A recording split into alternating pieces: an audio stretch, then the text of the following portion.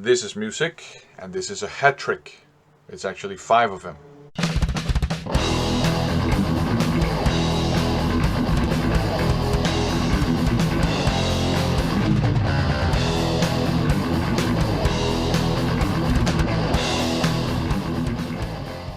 I don't have that many hat tricks in my collection because I don't go for them.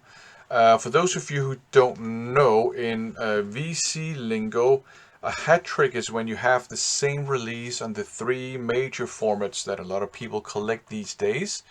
Vinyl records, CDs, and cassette tapes. It's a term that has been borrowed from the world of sports. I know it from the world of soccer/football. There are kind of like 2 definitions there. There's a strict definition where it's when the same player scores 3 consecutive goals in the same match. A looser definition is just the same player scores 3 goals in the same match, but they don't have to be consecutive goals. Now, since I don't go for having the same release on multiple formats, I only have 5 hat tricks in my collection. So I figure it'd be fun to have a look at those. So the first one is AC/DC's Flick of the Switch. Now this cassette tape here is an original from back in the day when it came out. My parents gave this one to me. How cool is that, to have parents that actually encourages you to pursue your interest in heavy metal and hard rock music. So they gave this one to me when I was a kid. It's a great album. It's an underrated AC/DC album in my opinion. It's very groovy, and I would say it's also quite heavy for an AC/DC album. Now, at some point, I lost this one temporarily. It was just in a box somewhere in my parents' place. And then a couple of years ago, I actually found it again in that box in my parents' place. So it's back in my collection. Now, I don't know, 13 years ago or something, I decided to buy all AC/DC's albums on CD just to have them all in the same medium. So I also have it on CD here. This is a reissue. And then 2 or 3 years ago, I decided to try and pick them all up on vinyl because it is one of my favorite bands of all time. So I picked this reissue up as well. And it's very nice to have it on these 3 different formats because it's a very, very different experience, I think, listening to the same album on different formats. Anyways, here's the next one. Riskin' It All by D.A.D. or Disneyland After Dark. This is a fun, catchy hard rock album with a touch of glam as well. There's some good, fun, catchy hard rock songs on here. There's a song called Bad Craziness where they even used a kazoo. So that's good. Now, I think it was last year, I was at Sound Station, a cool record store here in Copenhagen. And I was just, checking out the metal section, the secondhand metal section, the new pressings metal section, and the new arrivals metal section. And then I decided, just for the fun of it, to check their general new arrivals section. And lo and behold, they had a not too expensive OG pressing of the same album on vinyl. So I decided to pick it up. And then I don't remember where, I think it was online, but I found a very cheap copy of it on cassette tape as well. And this is also an original. So this one is pretty cool because they're all OGs. I have played this cassette tape and it sounds good. So up next, we have this one here, No Prayer for the Dying by Iron Maiden. Originally, I had this one on vinyl and OG pressing, but I ended up selling my entire vinyl collection at some point to a good friend of mine, very, very cheap, and I haven't regretted it because at that point, I didn't have a record player and I wasn't really interested in vinyl, so I found that it was a shame that they were just sitting around collecting dust, so I sold it very cheap to a friend. Um, and I had also picked it up on the CD, right? So it felt like I didn't need it on vinyl at that point in time. And this here is that reissue, the enhanced CDs they did, was this, I think, in the late 90s or something, where I don't know, for some reason they changed the cover art. They removed. Uh, I'll see. You'll see what they removed in a minute.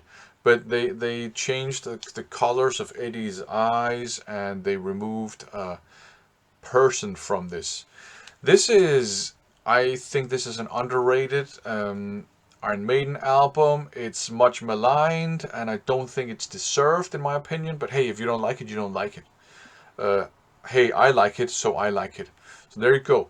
Now, then I decided a couple of years ago too. I'm gonna see if I can pick up all Iron Maiden's studio albums on vinyl because it is my favorite band of all time. So I picked this again, just a reissue up, but this is a reissue with the original cover art. So as you can see, Eddie has these lightning bolts for eyes originally, and there's this grave robber, I think, that he's grabbed by the throat, and for some reason they removed it from that enhanced CD version. I don't know why. Then last year, I think it was, I was, which I go there a couple of times a year to the Mephisto record store, and I always check out their cassette tapes, their inventory of cassette tapes, and I found this one on cassette tape, not too expensive, so I decided to grab this one too. It's on the classic chrome tape, and I have made a video talking about this not too long ago, so there you go. Like I said, I think it's a great album. Okay, up next, bit of a different genre here, prog rock. So this is Misplaced Childhood by Marillion, which I must have bought this one, it must have been like 13 years ago too, maybe 13 to 15 years ago. I was on a massive prog music kick, and I just picked up anything I could find progressive music. And I came across this one, picked it up, hadn't heard it before, and really enjoyed it. This is great progressive rock, which is, it's not too cerebral. They kind of play a lot with emotionality as well. A lot of other progressive rock gets very cerebral. I don't have a problem with that, but there's a nice balance here between that and emotionality. Then another time, I was at Mephisto. Now, Mephisto is a heavy metal themed record store, but I found this copy, in their second-hand section, and that's because they had bought a massive collection from someone that mainly listened to metal music, but had some non-metal items in their collection, and they just bought the entire thing. And there are lots of metalheads who like Marillion, so I just thought it was too good to find this in a record store where you have, you know, Napalm Death and lots of black metal and stuff. So I decided to pick it up on vinyl. This one and Fugazi. And I think if I can, I will pick up a script for a Jester's Tear on vinyl at some point too. And then, thanks to the Mighty Metal Marty Mac, I also now have this on cassette tape. So that's great. This is great to have as a hat trick, because the Mighty Metal Marty Mac was very kind and sent me a VCLT that included this awesome cassette tape, which I have listened to, and it sounds great. Okay, so now the last one. This might be a turn-off to some people, but I actually quite like this album. Promised Land by Queensrÿche. So this was another album that I picked up back when I was on a massive progressive music kick. I knew, of course, Queensrÿche already, and I had a lot of their albums on dub tape way back. But some years ago, maybe 15 years ago or something, they reissued all the full-length albums they had made up until then on CD with bonus tracks and stuff like that. So I decided to pick this one up. Now this one is darker and less exciting and less accessible, I would say, than the previous albums, but it's still very progressive to me. And I actually like how dark it is and how kind of brooding it is. But I will say after this one, they did, I think it was Here and the Now Frontier, which to me is just utter trash and garbage. And they just went on a downward spiral, releasing garbage albums again, just in my opinion. I think Operation Mindcrime 2 was actually pretty good, but other than that, it was all garbage until Todd Latour joined, and they kind of went back up to releasing incredibly awesome albums. And guess where I found this one? Yeah, in Mephisto. And that's why I always go and check out their cassette tape inventory, because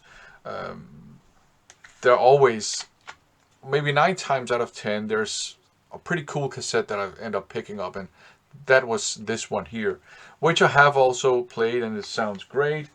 And then very recently, I don't even know if I've showed this in an update video yet, I think maybe I have, I decided to pick up the Back on Black reissue on vinyl as well, because like I said, I think this is a good progressive album, albeit a dark one and less exciting one than their previous stuff. So there you go. Only 5 hat tricks in my collection so far, because I don't really go for them.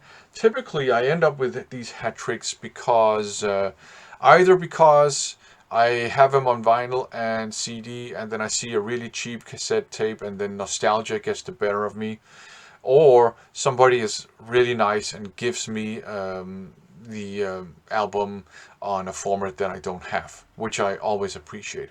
But yeah, so I think there are some pros to having the same album on multiple releases, multiple formats, because the listening experience is very different.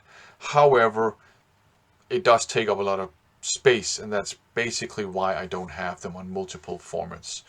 And a reason why I don't go for just multiple copies on the same format is that I'm a music first collector, so to me it's being able to listen to the music, so I don't feel the need to sit on multiple copies of the same release when there's somebody out there who could potentially enjoy them. Anyways, there you go. Thanks for watching.